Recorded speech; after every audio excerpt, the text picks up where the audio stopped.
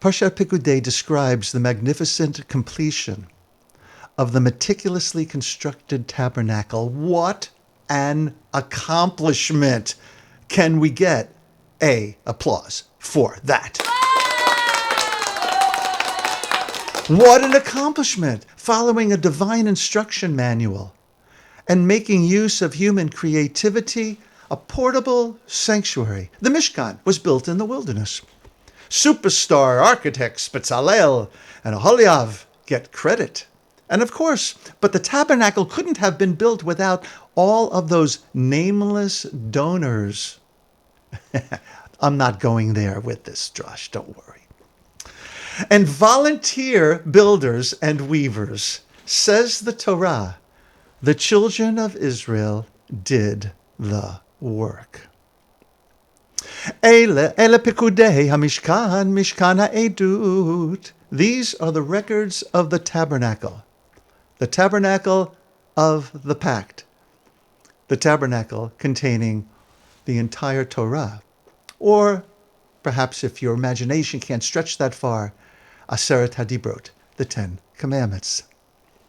Kechol asher tziva Adonai et Moshe, kein asu Bnei Yisrael et kol ha'avodah. Just as Yud-Heh-Vav-Heh had commanded Moshe, so the Israelites had done all work. Vayar Moshe et kol hamalacha, v'hine asu ota, ka'asher tziva Adonai kein asu. Vayevarech otam Moshe. And when Moshe saw all of the work that they had done as Yud-Heh-Vav-Heh has commanded, Moshe blessed them. The work is done, a blessing is offered, a question is asked. What was the blessing that Moshe gave the people? If we say, Vayevarech otam Moshe, and Moshe blessed them, we wonder, where's the bracha? Where is the blessing? V'hi noam Adonai Eloheinu aleinu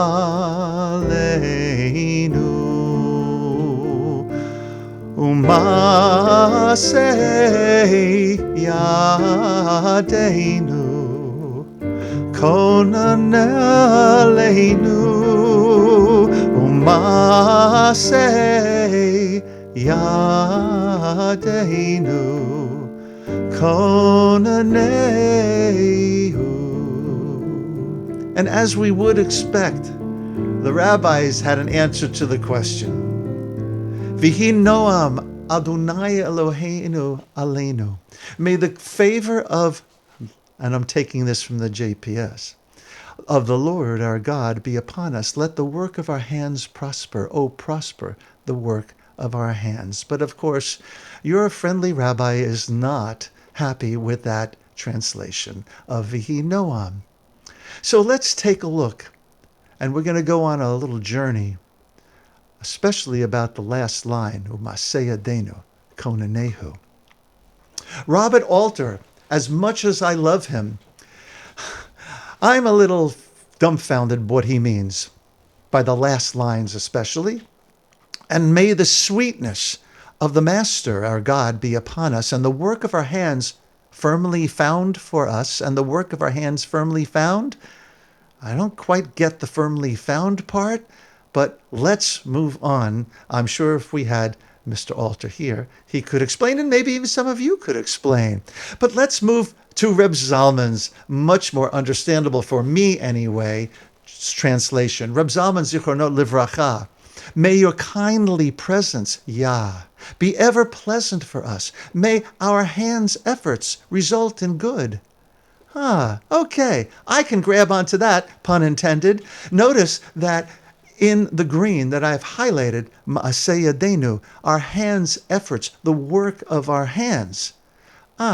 This is the direction I want to go into, as you will soon see. Here is Rabbi Briel Page Rassler. Brielle is one of the most amazing beings walking this earth at this time.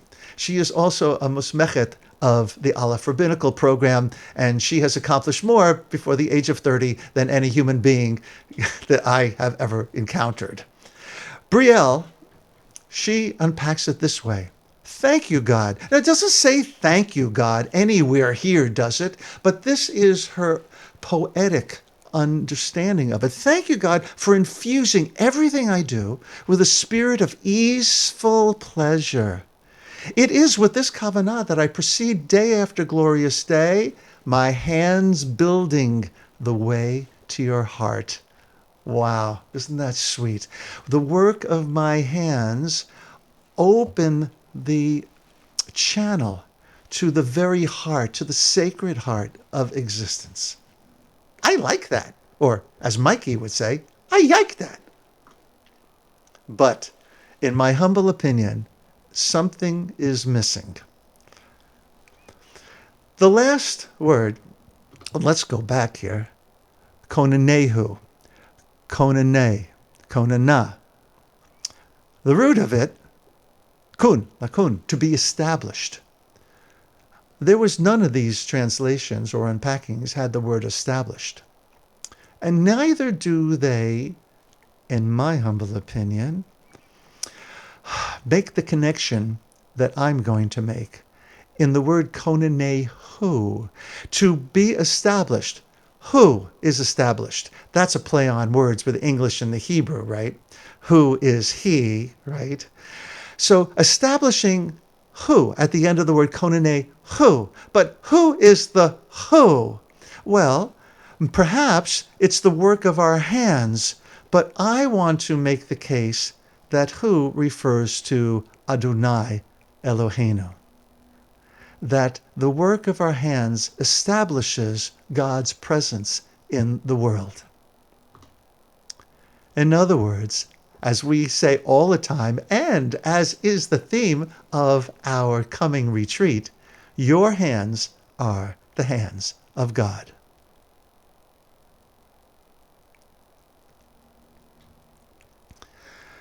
This verse, Vihi Noam, is the blessing that Chazal, the sages of old, said that Moshe gave the people upon completion of the Mishkan. There is the answer. What was the blessing?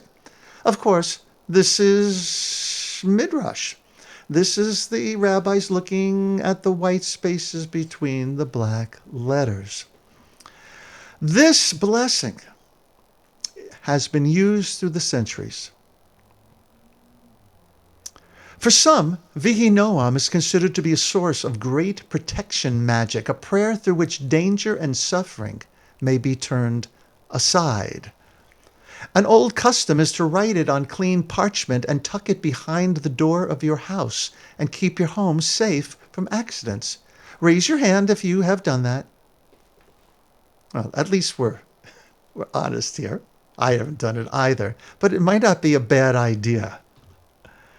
Finally, Rabbi Isaac Luria, the Ari, said that in times of general emergency, such as a famine or danger of any kind, Vihi Noam should be prayed 7 times every day. After praying it, one should read the verses of Exodus that describe the Israelites in Egypt applying lamb's blood to the doorposts to avert the angel of death from their houses. So this suggests that reading the story of the protective doorpost magic can have the same effect as actually doing it. And I know all of the storytellers here will agree in the power of story to have that kind of power, that effect. I want to share with you, actually, that I used such an incantation when I was a child, probably up to the age of 10, maybe. My bedroom was upstairs, which I shared with my brother, and I had the bedroom that was in the back of the house, so it was a long way to go. There were my friends' ghosts who lived in the closet that was between my sister's room and my room. If the closet door was closed, I was fine. Did I remember to close the closet door? No. So I had to run as fast as my legs would take me from the bottom of the stairs to my room and slam the door shut while saying the following: ghosts upstairs, don't get marked. Don't get marked today. Ghosts upstairs, don't get marked. Don't get marked today. Slam! It worked. That was my ritual, my incantation, my prayer to ward off danger and evil spirits. Vihi Noam, apparently, is what I could have been saying as well.